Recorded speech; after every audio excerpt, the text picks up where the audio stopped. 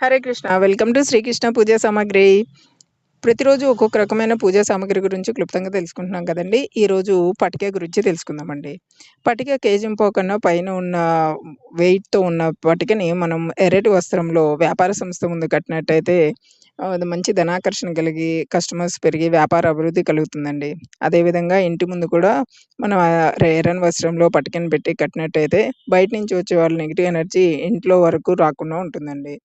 అంతేగాకుండా మనం కొంతమంది చిన్న పటిక ముక్కని ఎర్రని వస్త్రంలో పెట్టి డబ్బులు దాచుకునే బీరువాలో కూడా పెట్టుకుంటుంటారండి. దీనివలన ధనాకర్షణ పెరిగి ఐశ్వర్యం వృద్ధి అవుతుందని నమ్ముతుంటారండి.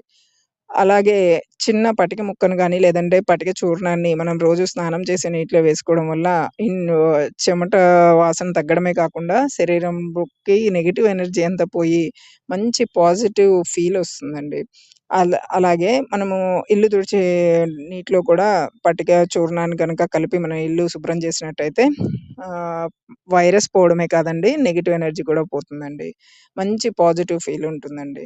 అలాగే ఈ పటికని మనం పర్చేజ్ చేసేది ఆదివారం, సోమవారం, శనివారం కొంటే మంచిదంటూ ఉంటారండి.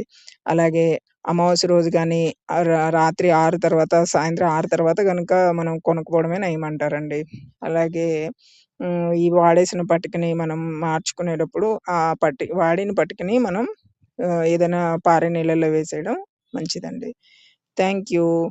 అన్ని రకాల పూజా సామాగ్రి మరి హెల్తీ ప్రొడక్ట్స్‌కి శ్రీకృష్ణ పూజా సామాగ్రిని విజిట్ చేయండి. హరే కృష్ణ.